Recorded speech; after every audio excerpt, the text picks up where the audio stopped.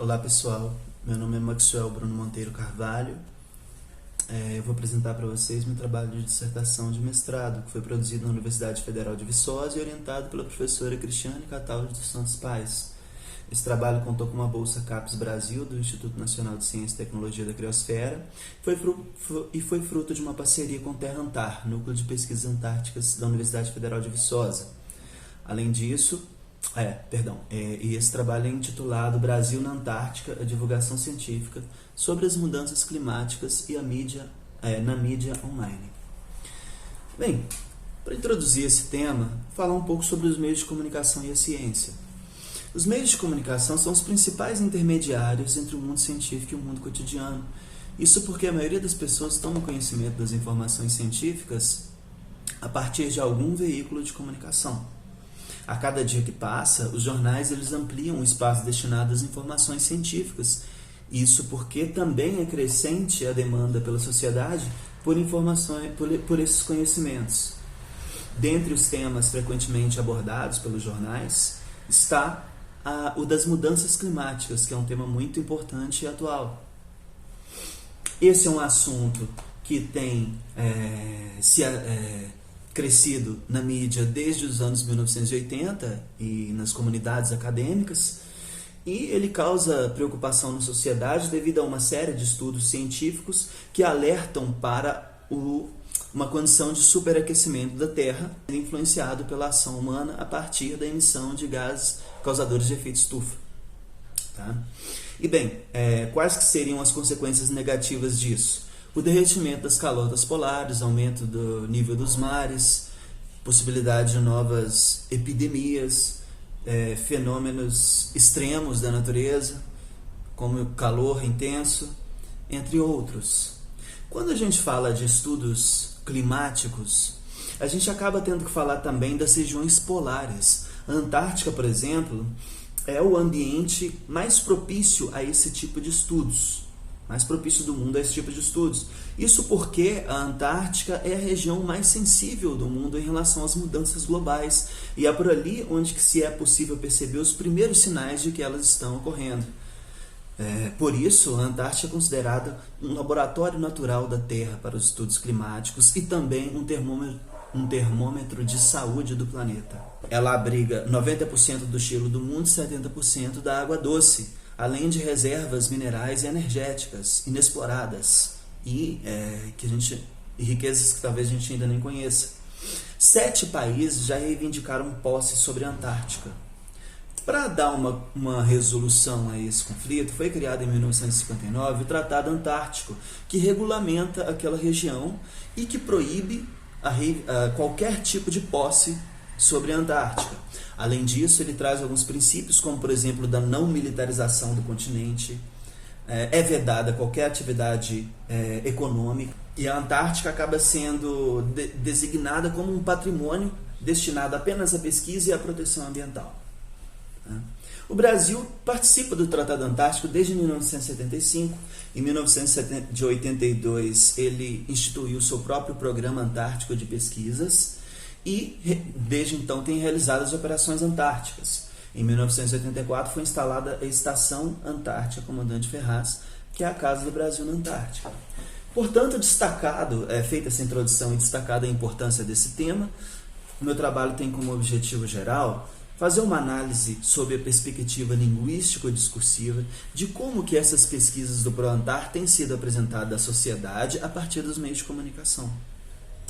Os objetivos gerais são analisar os critérios noticiáveis que influenciam no processo das escolhas daquilo que será publicado em termos de pesquisas realizadas pelo ProAntar e, num segundo momento, analisar o processo de recontextualização do discurso científico a partir dos procedimentos de expansão, redução e variação e das estratégias divulgativas. As justificativas desse trabalho são, primeiro, que ele carece de visibilidade, já que é um projeto muito importante e ainda relativamente pouco conhecido. Segundo, é um tema polêmico que suscita interesses diversos de diversos segmentos da sociedade, que envolve também as condições do planeta, as condições de vida no planeta. Além disso, tem também a experiência pessoal do autor, já que eu pude participar de 2 operações antárticas a convite do professor Carlos Schaefer do Terrantar. A metodologia compreende 3 etapas. A primeira, delimitação e caracterização do corpus. Portanto, foram escolhidos 4 jornais online: Folha de São Paulo, Estadão, G1 e o Globo. Foram selecionadas 16 matérias contendo assuntos científicos relativos ao ProAntar. Em um segundo momento, foi realizada uma análise interpretativa dos critérios noticiáveis que nortearam as publicações. E em um terceiro, foi realizada a análise discursiva propriamente dita. Como referencial teórico, para os critérios noticiáveis da ciência, a gente utiliza o Warren Burkett, que traz aí esses conceitos. E para a análise do processo de recontextualização do discurso científico em discurso divulgativo, utilizamos autores da análise do discurso de divulgação científica: Cassalmiglia, Cassani, Lopes, Martí e Cataldi. Como resultado das análises, em um primeiro momento a gente chega às seguintes conclusões. Os critérios noticiáveis mais influentes para os veículos brasileiros foram, em primeiro lugar, o significado, ou seja, aparecem muito nas notícias informações referentes às condições meteorológicas da Antártica e como elas afetam os regimes de chuva do Brasil, a agricultura, os regimes pesqueiros, dentre outras informações científicas que, de certa forma, se aproximam da vida real do brasileiro. Então, esse foi o primeiro critério mais importante. O segundo é a necessidade do conhecimento, devido à grande quantidade de curiosidades contidas nas notícias que visam a atender às necessidades das pessoas de se conhecer o mundo, de se conhecer a ciência e todas as curiosidades relativas à pesquisa antártica feita pelos brasileiros. E o terceiro critério foi o do interesse humano, o que também quer dizer que as emoções humanas são muito trabalhadas nas matérias e valorizadas, principalmente em relação a como que é trabalhar em um ambiente tão difícil e inóspito como na Antártica, a aventura da pesquisa. Bem, em relação aos procedimentos do processo de recontextualização científica, foram encontrados 2 principais procedimentos, que são os que mais ocorrem: a contextualização e a modalização.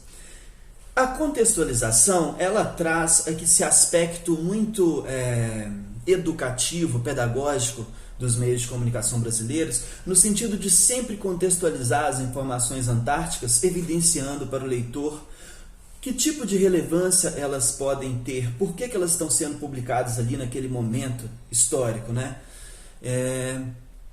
Então ela traz essas explicações mais detalhadas, contextualizações que vão situar o leitor frente à importância daquelas informações.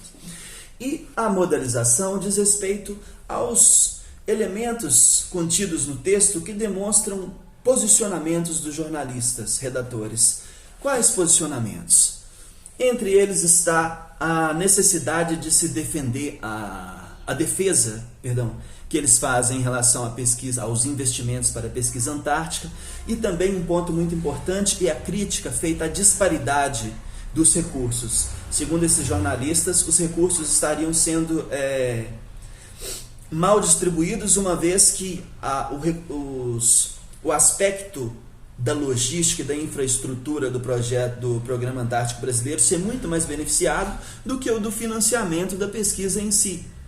Para finalizar, gostaria de fazer algumas observações sobre as mudanças climáticas. A primeira, não foi encontrado qualquer aspecto negacionista em qualquer um dos textos, ou seja, não há a negação de que essas mudanças climáticas e de que o aquecimento global está ocorrendo, tampouco de que o ser humano está influenciando nesse processo. Segundo ponto, esse tipo de comunicação empreendida pelos veículos acaba negligenciando um pouco, embora ele não negue, negligenciando um pouco os impactos e os riscos das mudanças globais. Tá?